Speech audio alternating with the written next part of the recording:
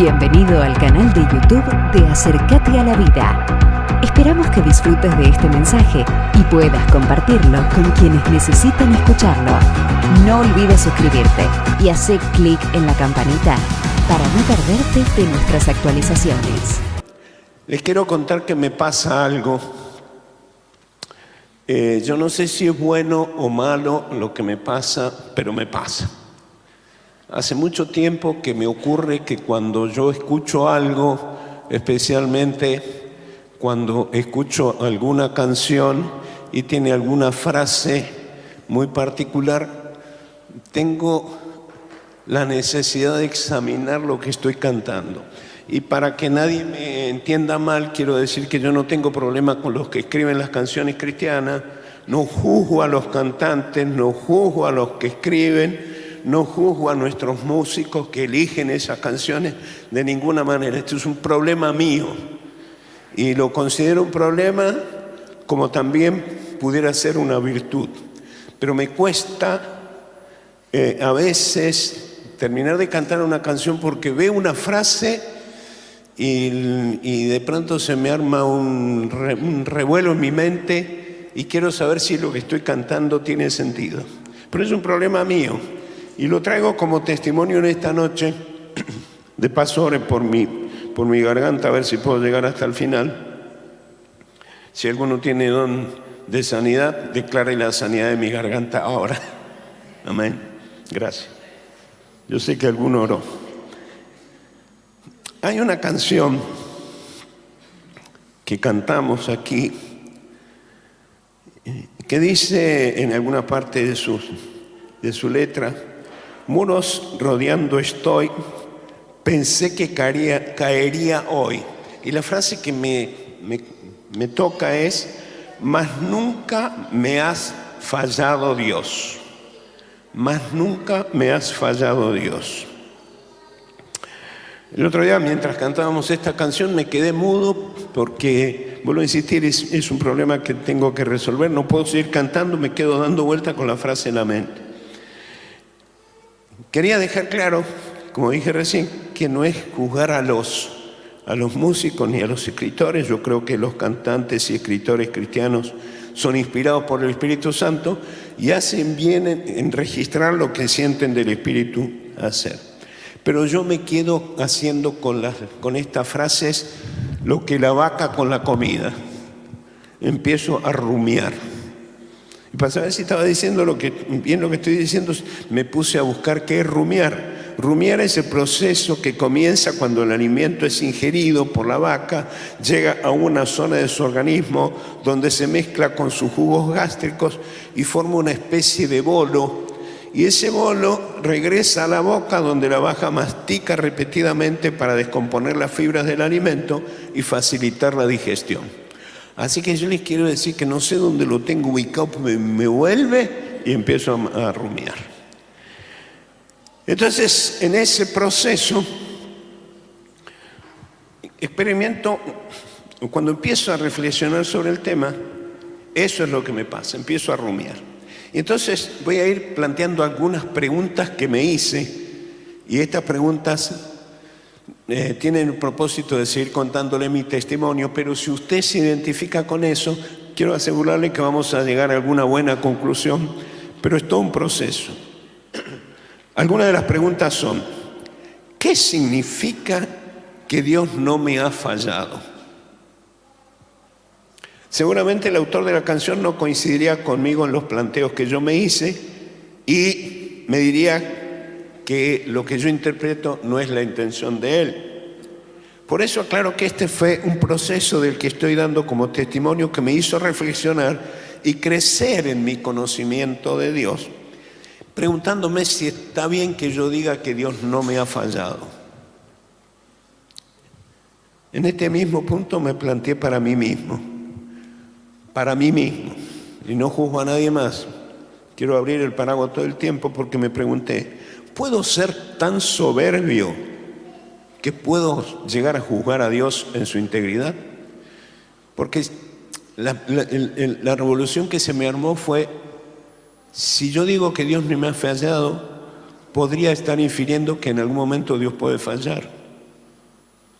Me pregunté si pensar en que Dios nunca me ha fallado no sería como ponerme en el centro de la escena y Dios como mi asistente personal, cuya obligación es un compromiso incondicional conmigo para atender todos mis deseos y necesidades.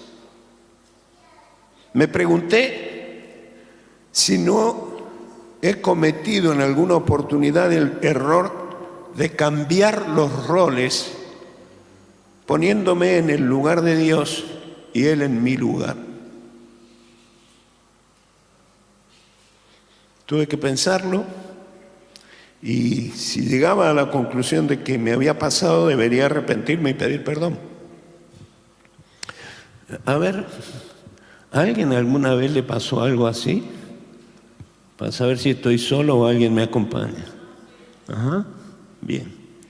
Gracias, porque los dos o tres que levantaron la mano me entienden. ¿Alguna otra pregunta que me hice? ¿Será que existe la posibilidad de que Dios me falle? Muy seguro de mi conocimiento de Dios y mi fe en Él, me pude plantear si acaso Dios tenía la opción de fallar. Especulé con la posibilidad de que hubiese pensado, que hubiese pasado, por ejemplo, con la toma de Jericó, cuando después de todo el proceso que vivieron y Dios le mandó a Josué rodear la ciudad 7 días y el último día 7 veces y luego tocar las trompetas. Me pregunté, ¿qué hubiese pasado si el muro no cae? ¿Será una falla de Dios? ¿Sería eso una posibilidad luego de todas las pruebas que Dios le había dado al pueblo en Egipto y en el desierto? ¿Qué implica finalmente preguntarnos o afirmar más bien que Dios nunca me ha fallado? La expresión en la canción dice Dios nunca me ha fallado, por eso es que lo personalizo, porque habla de mí. Dios nunca me ha fallado. Entiendo que el autor de la canción, que incluye la frase mencionada, está diciendo que puede dar testimonio de que es imposible que Dios falle.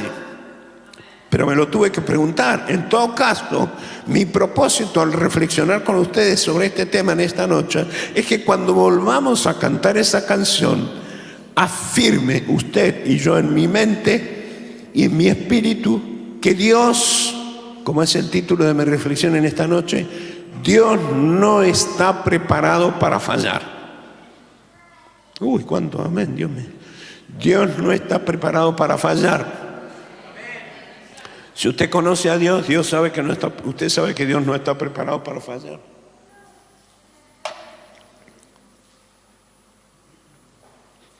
¿Puede significar en todo caso esta afirmación que a alguien alguna vez Dios le falló? Lógicamente, para obtener respuestas en mi mente, había un torbellino, literalmente, hermanos, un torbellino de historias y textos bíblicos que fui repasando para tratar de descubrir si había algún indicio en la palabra que me mostrara que Dios hubiese fallado y que me permitiera pensar que cuando me pongo en sus manos puedo encontrarme con la sorpresa de que me puede fallar. Y no encontré nada. En todo caso, dentro de ese torbellino de textos e historias bíblicas, escogí algunas frases que usted conoce y que son parte de la palabra, como el Salmo 23, que dice: Jehová es mi pastor, nada me faltará. O como dice en el Salmo 46, Dios es nuestro amparo y fortaleza, nuestro pronto auxilio en las tribulaciones. Acá no hay forma de que Dios falle. O como dice el Salmo 91, el que habita al abrigo del Altísimo morará bajo las sombras del Omnipotente. Imposible que Dios falle. Salmo 124 me encontré con una expresión extraordinaria que me trajo tanta paz. Porque allí el escritor bíblico registra como parte de su historia lo que dice este salmo: a no haber estado Jehová con nosotros, es decir, si Dios no hubiese estado con nosotros, cuando se levantaron contra nosotros los hombres, vivos nos habían tragado. ¿Por qué no nos tragaron? Porque Dios estaba con nosotros. Aunque mi recorrido de textos bíblicos y de tiempo fue mucho más amplio que esto, tomé algunos de estos textos para mencionarlos en esta noche, porque mencionando a estos textos ya había llegado a la conclusión que aunque yo conozco a Dios, tuve que trabajar para entender, y me afirmó en mis convicciones. Este es el resultado final de todo este trayecto. Me afirmó en las convicciones de que Dios no está preparado para fallar.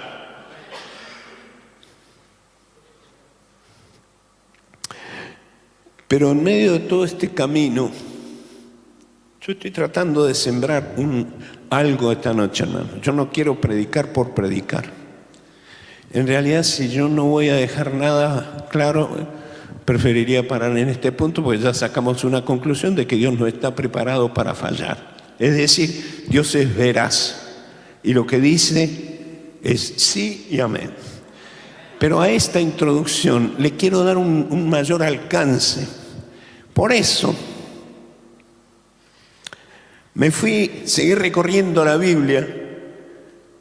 Y por supuesto, todos estos textos hay que encajarlos dentro del contexto correspondiente, pero no tengo tiempo para eso. Entonces, dejando que sea la Biblia lo que nos da la respuesta que estamos buscando, encontramos en ella un texto que afirma que Dios no está preparado para fallar, donde la Biblia dice en el libro de Números capítulo 23, Dios no es hombre. Lo estoy leyendo en la Nueva Traducción Viviente. Dios no es hombre, por lo tanto no miente. Diga conmigo, no miente. ¿Quién no miente? Dios. Sigue diciendo, Él no es humano, por tanto no cambia de parecer. ¿Acaso Dios alguna vez habló sin actuar? Y la pregunta final es la que más me bendice. ¿Alguna vez Dios prometió sin cumplir? Salmo 23. Si alguien dijo aleluya, que lo diga como para que se escuche y lo escuchen en los cielos y participen los ángeles, y el aplauso para Dios sea grande, porque Él no es hombre para que mienta, y Él siempre que prometió, cumplió.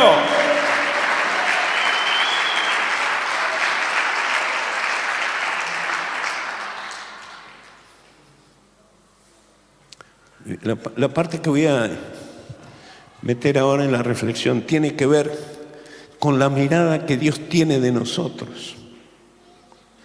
Lo que el escritor bíblico está señalando en el texto anterior es justamente que Dios no está preparado para fallar, porque no es hombre y no está sujeto ni a la contaminación de nuestras miserias ni a nuestro pecado. Dios está por encima de eso. Entonces, cuando yo me paso tiempo reflexionando en esto, muchas mañanas cuando me levanto y mientras preparo el mate, tengo mi tiempo con Dios. Me han bendecido muchísimo los devocionales de los 40 días en estos días. Pero estas cosas a mí me llevan tiempo, me cautivan y me empiezo a meter. Y hubo un momento en que me sentí un verdadero atrevido cuando me pongo a pensar de esta manera y recuerdo algunos textos como el de Juan en el Apocalipsis, cómo me lo presenta Dios. En el capítulo 4 del libro de Apocalipsis, la presentación que Dios hace, que Juan hace de Dios, es en medio de una experiencia muy particular que él está viviendo. Él había escrito las 3 cartas que tenemos en el capítulo 3 a las iglesias, en el capítulo 3 de Apocalipsis, y Dios sigue trabajando con Juan, y allí empieza el versículo 1 del capítulo 4 diciendo: después de esto miré, y he aquí una puerta abierta en el cielo, y la primera voz que oí, como de trompeta, hablando conmigo, dijo: sube acá y yo te mostraré las cosas que han de suceder después de esta. Paréntesis. Evidentemente, lo que Dios le estaba diciendo a Juan, no terminaste la tarea, te necesito todavía, ya escribiste las cartas para las iglesias, pero ahora te voy a decir lo que sigue. Y yo me ponía en el lugar de Juan, digo, claro, yo entraría a ese lugar diciendo, a ver qué instrucciones voy a recibir, pero cuando Juan dice, yo te mostraré las cosas que han de suceder, al instante yo estaba en el Espíritu. Y Señor, yo quiero estar en el Espíritu para entender. Yo estaba en el Espíritu y he aquí un trono establecido en el cielo y en el trono uno sentado.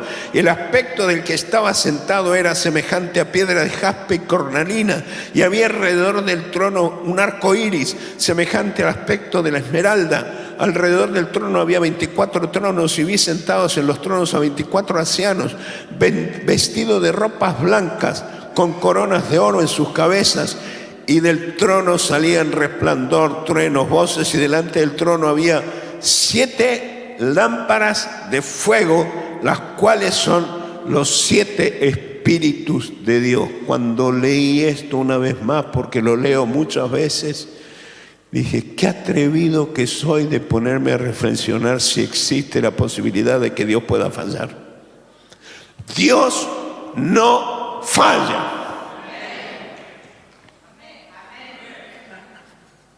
Como quieran.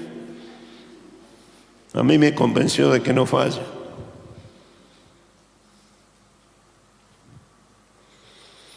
Entonces ahí volví a mí mismo. Me encanta reflexionar en esto de Apocalipsis, me encanta mirar la experiencia de Ezequiel, de Daniel, de Pablo, de tantos hombres de Dios que tuvieron un encuentro poderoso con la gloria de Dios, como Isaías en el templo. Me encanta. Y Dios sabe que cuando cantamos esa canción que dice que cantamos hoy, yo quiero verte, abre mis ojos, yo quiero verte. Es mi oración diaria, Señor, yo quiero verte. No me alcanza con que Juan me cuente lo que vio, yo quiero verte. Si alguno lo quiere ver, diga conmigo, yo lo quiero ver. Yo lo quiero ver. Y como que tuve una respuesta. Muchos de nosotros ya pasamos por ahí. Pero quiero recordar que nosotros podemos reflexionar en esto y estamos aquí en esta noche porque nosotros ya somos hijos de Dios. Y el sello de la identidad de Dios que tenemos en nuestro espíritu viene porque por el amor que Dios tiene por nosotros, en nuestro peor estado, Él nos encontró y nos salvó. Ese fue mi caso. Y es ahí donde a mí me bendice algunas frases como la de Spurgeon cuando decía, mi primer vínculo entre mi alma y Cristo no es mi bondad, sino mi maldad. Mi primer vínculo entre alma y Cristo no es mi mérito, sino mi miseria. Mi primer vínculo entre mi alma y Cristo no es mi riqueza, sino mi necesidad. Ahora, cuando nosotros venimos en ese estado delante de Dios y nos presentamos así como estamos y somos, Dios nos restaura, Dios nos bendice, Dios nos hace hijos suyos, Dios nos da un lugar privilegiado en el reino. Cuando leo el Evangelio que el Señor le dijo a sus discípulos, yo les asigno un reino y los incluye y los hace parte de su plan y los envía a anunciar que el reino de los cielos se ha acercado. Digo, Dios mío, gracias por con que estos tipos se fueron de esta tierra y están en tu presencia. Ese mismo llamado es el llamado que me has hecho a mí y me siento incluido en tu reino.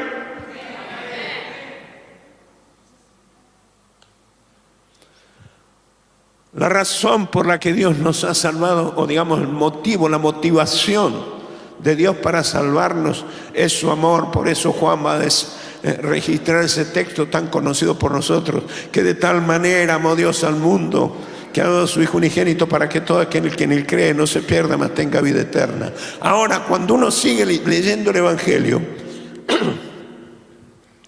se encuentra con que Dios no llegó al punto final de su trabajo con nosotros cuando nos salvó. Hay un para qué Dios nos ha salvado.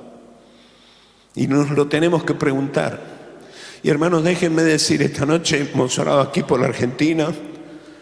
Marcelo nos hizo reflexionar. Aunque Marcelo dijo que él no ve las noticias, está enterado, por supuesto, de lo que pasa en la Argentina.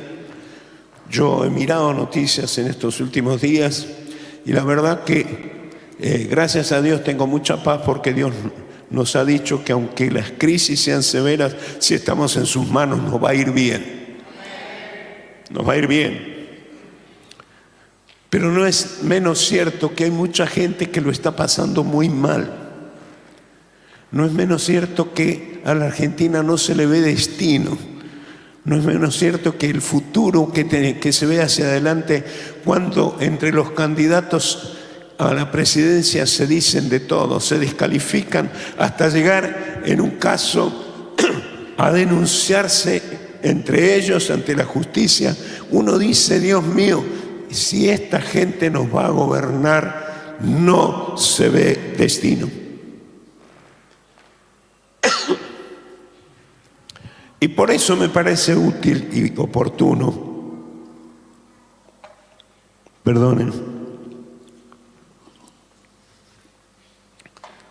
que nosotros en este punto de la historia, como pasa en el resto del mundo, que también nos mencionó Marcelo en esta noche, nos preguntemos si nosotros tenemos que preguntarnos si Dios nos va a fallar,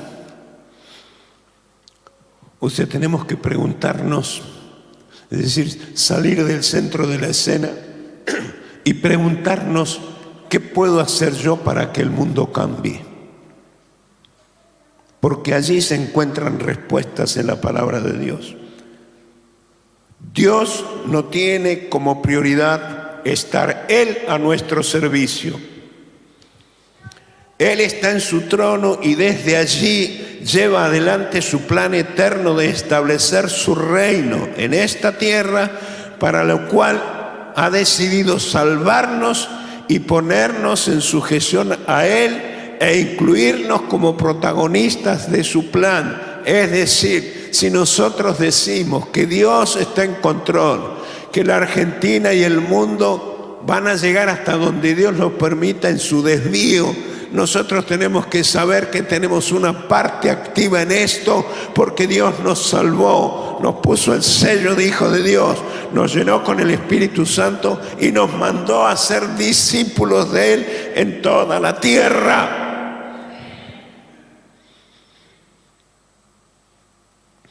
Su misericordia, su santidad son inmutables porque son parte de su esencia. Es decir, Dios no falla porque su esencia, o en su esencia, Él es inmutable. Dios no cambia. En mi caso, más que destacar que Dios nunca me ha fallado, me importa mirarlo a Él para honrarlo y proponerme no fallarle yo a Él. Ahora es interesante que para consumar su plan de establecer su reino, para manifestar su gobierno en esta tierra, Dios busca gente que no le falle. Aquí se nos cambia el orden de la cosa. Dios busca gente que no le falle. Y decir que nosotros no le fallemos no tiene que ver con que venga siempre al culto, no deje de venir al culto, no tiene que ver con que ocupes un cargo en el ministerio, no tiene que ver con los dones que Dios te ha dado solamente. Esto tiene que ver con identificarnos con el proyecto eterno de Dios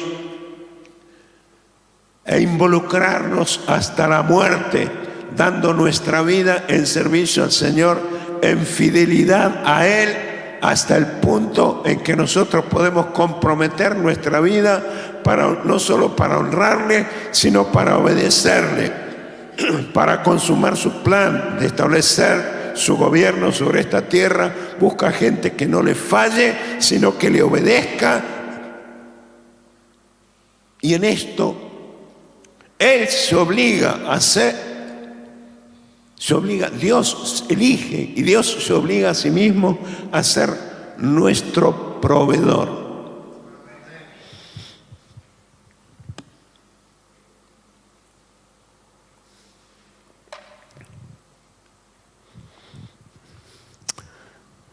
En esta recorrida bíblica que me mandé en estos días, volví al Evangelio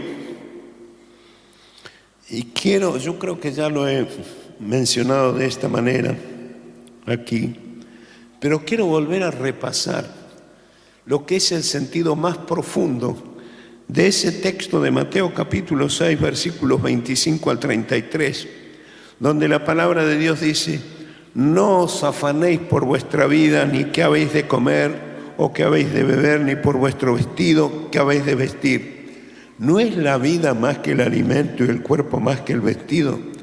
Mirad las aves del cielo, que no siembran, ni ciegan, ni recogen en granero, y vuestro Padre Celestial las alimenta. ¿No valéis vosotros mucho más que ellas? ¿Y quién de vosotros podrá, por mucho que se afane, añadir a su estatura un codo? Y por el vestido, ¿por qué os afanáis? Considerad los lirios del campo, cómo crecen, no trabajan, no hilan, pero os digo que ni aun Salomón se vistió así, con toda su gloria, no se vistió así como uno de ellos. Y si la hierba del campo que ves y mañana se echa en el horno, Dios la viste así, ¿no hará mucho más con vosotros, hombres de poca fe? No os afanéis pues diciendo qué comeremos o qué beberemos o qué vestiremos. Escuche esto. Porque los gentiles buscan esas cosas, pero vuestro Padre Celestial sabe que tenéis necesidad de estas cosas. Por lo tanto, buscad primeramente el reino de Dios y su justicia, así como me gusta decirlo en lo que creo que es una traducción mucho mejor. Aquí dice: todas estas cosas os serán añadidas, y yo encuentro al estudiarlo en el griego que lo que está diciendo acá, todas estas cosas ya han sido otorgadas. Ya han sido otorgadas.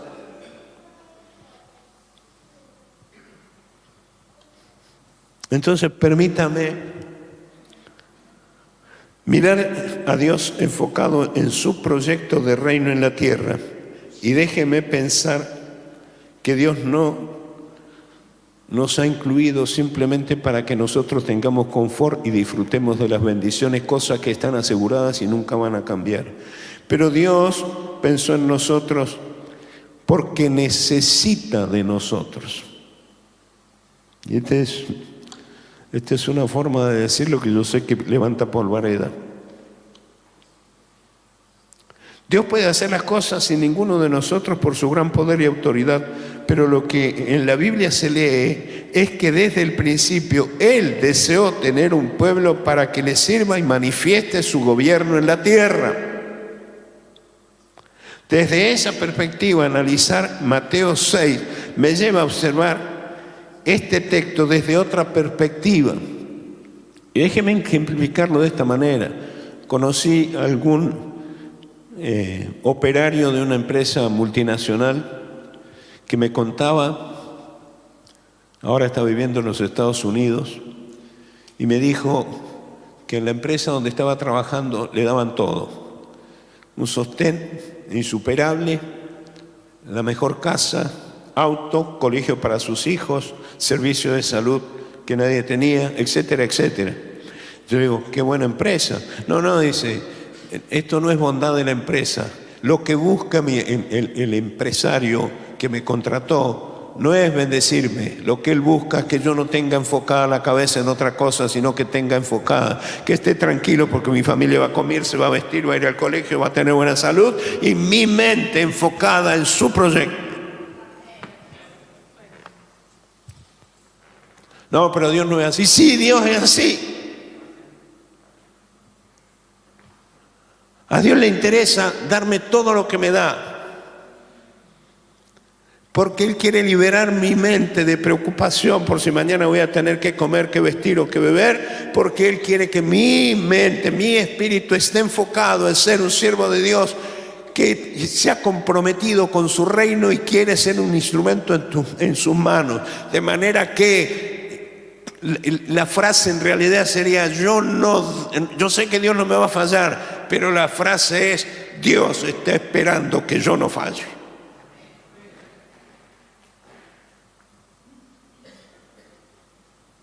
Entonces me voy aproximando al final, porque ustedes están cansados y yo ya no puedo hablar más, para preguntarnos cuál es nuestro compromiso con Dios.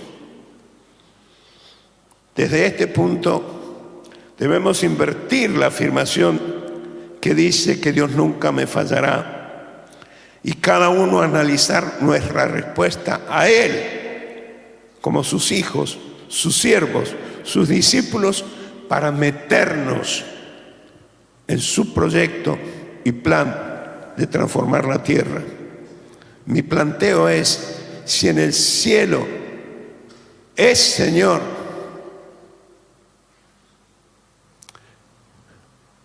me puse a dar vuelta, a especular en mi mente. Me imaginé una reunión de Dios con sus ángeles. No está lejos de la realidad ahí cuando la palabra dice que Jesús está sentado a la diestra del Padre y dice que nosotros estamos sentados con Él en los lugares celestiales. Bueno, esto se aproxima mucho a lo que estoy diciendo. Me imaginé una reunión de trabajo ahí con Dios a la cabeza y todos ahí, y que algún ángel que Dios me había asignado dé el informe y que Dios pregunta, ¿y Josecito cómo anduvo? ¿Me ha fallado? No quiero ni enterarme del informe. Por eso el Sermón del Monte habla de la autoridad del Señor, enfocado en el establecimiento del reino de Dios, la manifestación del gobierno. El Sermón del Monte dice, no todo el que me dice Señor, Señor, entrará en el reino. Esto significa que no todos estamos habilitados o no todos están habilitados para ser parte del proyecto del reino de Dios, sino que el que hace la voluntad del Padre que está en los cielos. Muchos me dirán en aquel día, Señor, ¿no profetizamos en tu nombre? ¿No echamos fuera demonios? ¿No hicimos muchos milagros? Y yo creo que el Señor va a decir, ¿y quién los mandó a hacer eso? ¿Por qué no hicieron lo que yo les mandé a hacer? Y Él dirá, nunca os conocí, apartados de mí, hacedores de maldad, porque sanaban, echaban fuera demonios, resucitaban muertos por el poder que Dios les dio, pero no hicieron la voluntad de Dios. O sea, pudimos hacer muchas cosas en el nombre de Dios, pero no necesariamente eso indica que hemos obedecido la voluntad de Dios. No son las cosas que hacemos lo que agrada a Dios, sino que seamos obedientes a Él. Hacer cosas no indica que ya se nos abrió la puerta de entrada al reino de Dios, sino lo que hace la voluntad de Dios. ¿Qué dice la Gran Comisión? La Gran Comisión termina diciendo que además de presentar el Evangelio, tenemos que hacer discípulos, además de bautizarlos, enseñándoles a obedecer todo lo que Él ha mandado. La Argentina necesita hombres y mujeres que muestren a Dios. En este tiempo de desconcierto en el país, solo la iglesia puede mostrar una palabra de esperanza, con la certeza de que Dios nunca va a fallar. Alineémonos con Él y seamos portadores de una voz de esperanza, de seguridad, de confianza, de mostrar un horizonte cierto, mostrando a Cristo en todo ámbito, como lo dice nuestra misión. convertirte en un evangelista permanente. Hacer discípulos no está limitado al momento en que la iglesia organiza actividades evangelísticas. Hacer discípulos significa, y ser un evangelista, que cada día, aun cuando la iglesia nunca organice una reunión evangelística, nosotros evangelizamos y hacemos discípulos porque conocemos que ofrece el discipulado. Hacer discípulos es algo que nos atañe, nos involucra de manera personal y constante. Entonces aquí, hacer referencia a los cambios que se producen afuera, cuando Dios se manifiesta, nos llena de gozo y placer.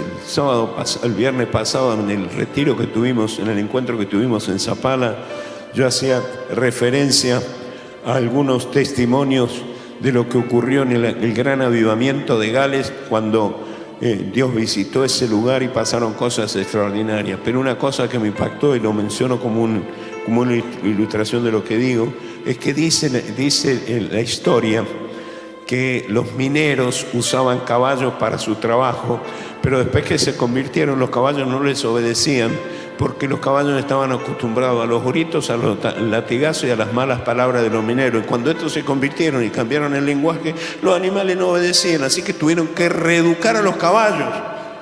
Fíjese el alcance del plan de Dios, de la manifestación de Dios a través de su iglesia. Conclusión: Dios nunca fallará. ¿Le fallaré yo a Él?